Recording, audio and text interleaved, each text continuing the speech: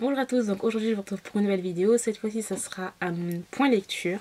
Donc je vais vous présenter 3 livres que j'ai lus. Donc tout d'abord un livre VO et que j'ai adoré, qui a été un énorme coup de cœur. Donc c'est Heartless de Marissa Meyer.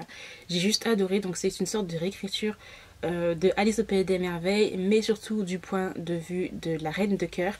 Et c'était juste génial, donc on comprend pourquoi, enfin vous connaissez la Reine de Cœur, c'est qui dit on vous coupe la tête, on vous coupe la tête, qu'on lui coupe la tête, qu'on lui coupe la tête, la Reine de Cœur, voilà. Pourquoi, comment elle est devenue, enfin du point de vue de Marissa Meyer bien sûr, comment elle est devenue cette Reine de Cœur assez méchante en fait, froide, voilà, c'est devenu un personnage méchant. Et là en fait, ben voilà, on a Catherine, enfin Catherine ou Kate. Donc Catherine ou Kate, voilà pour les intimes. Là, on la rencontre quand elle a 17 ans ou 16 ans, voilà. Elle vient d'une famille assez aisée. Et Catherine, ce qu'elle a dans la tête, c'est juste être la meilleure pâtissière. Elle aime faire des gâteaux. Voilà, c'est vraiment son rêve, et son rêve aussi c'est d'ouvrir une pâtisserie, c'est pas du tout être mariée, etc. Voilà.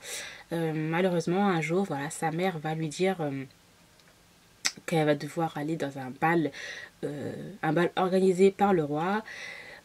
Il y a eu, voilà, sa mère lui a pas tout dit, normalement ils étaient tous habillés en blanc, sa mère l'habille en rouge pour que le roi la remarque, et voilà, va devenir en fait la fiancée du roi. Et voilà, c'est pas du tout ce qu'elle veut. C'est contre elle. Et entre temps, en fait, elle va rencontrer le Joker. Donc, il s'appelle. Comment il s'appelle le Joker? Je sais plus. Comment il s'appelle le Joker? Donc voilà, elle va rencontrer le Joker, Jest. Et elle va être tout de suite attirée par lui. Et il va commencer en fait une relation un petit peu cachée entre elle et Jest, et même si le fait que voilà, elle est fiancée au roi et que elle essaye de suivre ce que ses parents lui disent de faire, voilà, c'est compliqué. Donc voilà, en gros c'est ça l'histoire. Ce que j'ai vraiment adoré et qui a été un énorme coup de cœur pour ce tome là, c'est un one shot. C'est surtout en fait le fait que on a énormément plein de petites anecdotes, plein de petites détails, d'indices sur le conte Alice au Pays des Merveilles. Voilà, on a le Joker, la reine, le chapelier fou. J'ai beaucoup aimé en fait comment Marissa Meyer a refait son truc en fait, et j'ai adoré l'autre côté du miroir, enfin les échecs, certains personnages. Enfin, c'est vraiment super bien fait. Enfin, quand j'avais à chaque fois, quand je lisais ça, moi j'avais toujours le petit sourire parce que ça me faisait penser, voilà, aux jumeaux là et tout. Enfin voilà, le lapin, le retard, comment il a eu sa petite montre, voilà, etc.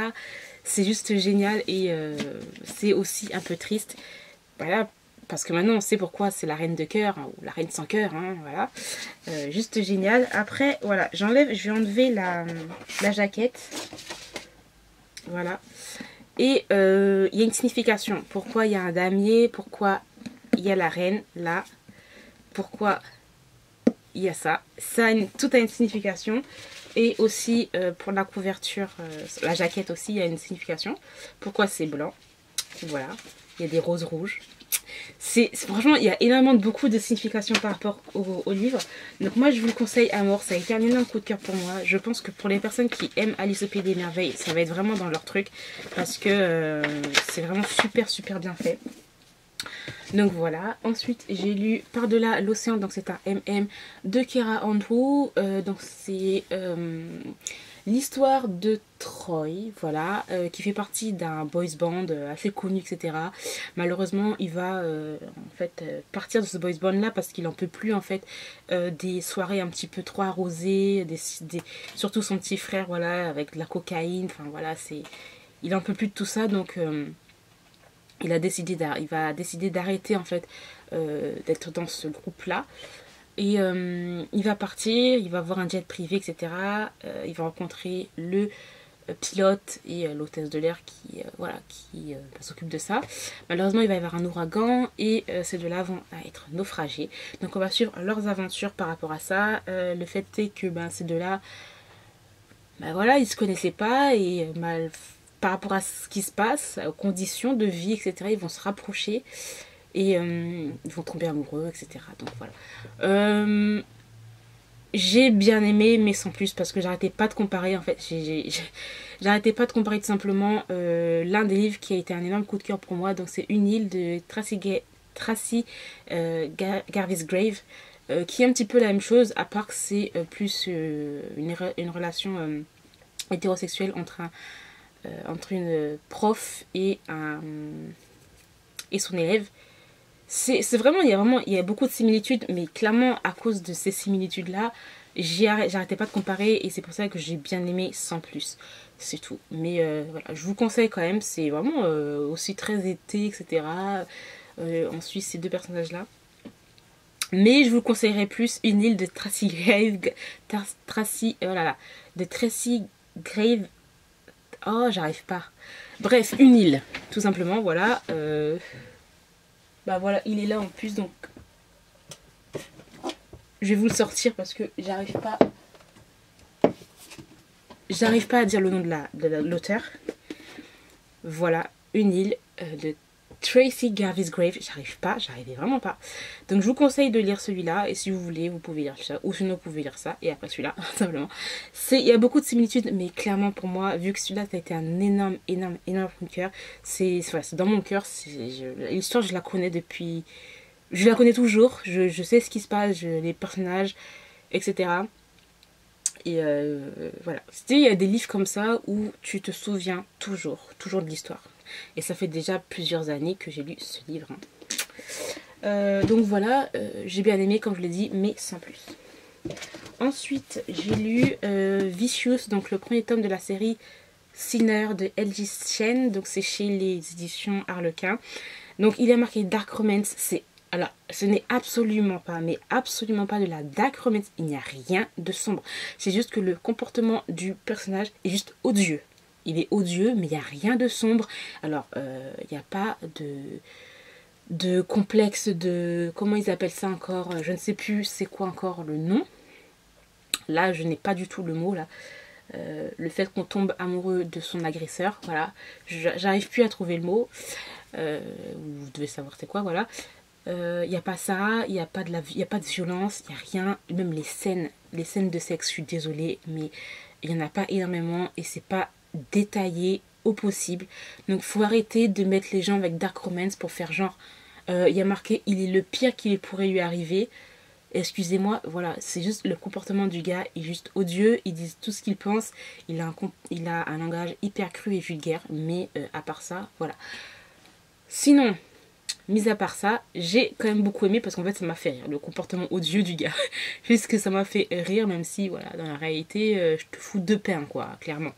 Donc en fait c'est l'histoire de Vicious, voilà, qui est très riche, qui vit dans une grande maison, etc. Et de Millie en fait. Donc ces deux-là en fait vivaient ensemble. Millie, en fait c'était... Là, en fait, Millie c'est la fille des domestiques de la famille de Vicious. Et en fait, voilà, c'est juste en fait l'histoire de ces deux personnes-là, de ces deux ados. Millie, voilà, elle est amoureuse de lui parce qu'il est beau, etc. Et Vicious, en fait, lui, vu qu'il est riche, il croit tout est permis en fait pour lui. Donc voilà, il a un comportement, vous savez, quand tu vois les jeunes enfants là, il y a toujours un gars là, le petit garçon qui est toujours en train d'embêter la petite fille, et puis en fin de compte il est amoureux de la petite fille, voilà pourquoi il l'embête. C'est exactement comme ça pour Vicious. C'est tout. Donc ensuite ils vont se séparer sur un petit malentendu, on va dire une sorte de malentendu. Ils vont se séparer et ils vont se retrouver 10 ans plus tard. Donc Millie qui est devenue pas vraiment ce qu'elle voulait être, elle est vraiment dans la peinture, etc. Mais à cause des problèmes d'argent et aussi de la maladie de sa sœur, c'est difficile pour elle en fait d'acheter les médicaments de sa sœur et elle est obligée de travailler en fait en tant que serveuse. Et Vicious lui a réussi quand même dans la vie.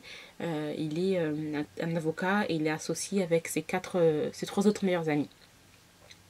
Donc voilà, il se retrouve et va commencer le jeu du chat et de la souris. C'est tout.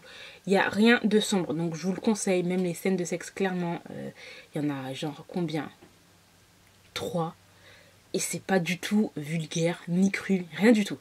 Donc voilà, moi personnellement j'ai beaucoup aimé, j'ai hâte quand même de lire le deuxième tome, donc ça sera sur l'un des meilleurs amis de Vicious, donc c'est Dean je crois, et de la sœur de Millie qui a une maladie, voilà, qui a la mucoviscidose, et j'ai très hâte de voir ce que ça va donner entre ces deux personnages là parce qu'ils ont énormément de répondants, donc ça m'a l'air bien drôle. Donc voilà pour ceci, j'ai terminé pour mon point de lecture, j'espère qu'il vous aura plu. Dites-moi si vous avez lu certains livres que je vous ai présentés, ce que vous en avez pensé, moi je vous répondrai comme d'habitude. Dans tous les cas, moi je vous retrouve très bientôt dans une nouvelle vidéo, je vous souhaite une très bonne journée, une bonne soirée, et voilà, bye. Baby, can't you see I'm